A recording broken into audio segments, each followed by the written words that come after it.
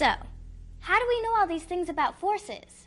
Well, scientists unlocked the mysteries of forces so we could understand how they work and how we can use forces to our advantage. One scientist who did important work with forces was Sir Isaac Newton. It is said that in 1687, Newton came up with his theory of gravity when he saw an apple fall off a tree. Newton also came up with 3 laws of motion regarding forces in the world around us. Newton's first law of motion states the following: an object at rest will remain at rest, and an object in motion at a constant speed will remain in motion at a constant speed until some outside force is applied to it. Let's take a look at a real-world example of that law. Right now, this bowling ball is at rest, not moving, because the forces acting upon it are balanced. The ball will stay at rest until the bowler pushes the ball down the lane, creating an imbalance in the forces. Now, if no other force acts upon the ball, it will keep on rolling forever. Luckily, the friction between the floor and the ball, the force of the pins, and the wall at the end of the lane will help make sure that doesn't happen. Newton's first law is also known as the law of inertia. Inertia is the property of matter that causes an object to resist a change in motion. So, what determines an object's inertia? It's the object's mass, which is the amount of matter in an object.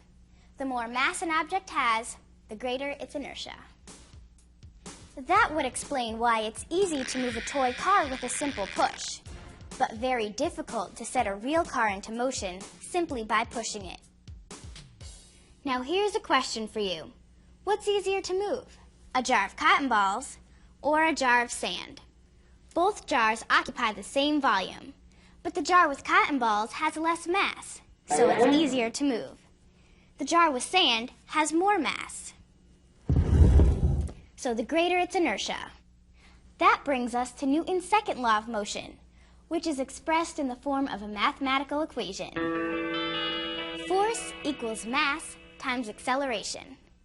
First, let me explain acceleration. When you think of acceleration, you might immediately think of things going fast, like race cars speeding around a racetrack. But acceleration is actually any change in an object's direction or rate of speed. So even an object that is slowing down or stopping is said to be accelerating. Newton's second law of motion tells us that the acceleration of an object depends on the object's mass and how much force is applied to the object.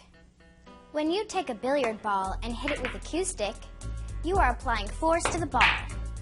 When you apply force to the ball, it changes speed, or accelerates, and shoots across the table.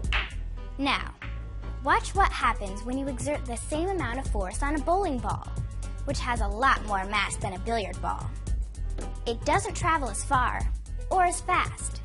Remember, we said that the greater an object's mass, the greater its inertia. And objects with greater inertia require more force to accelerate than objects with less inertia.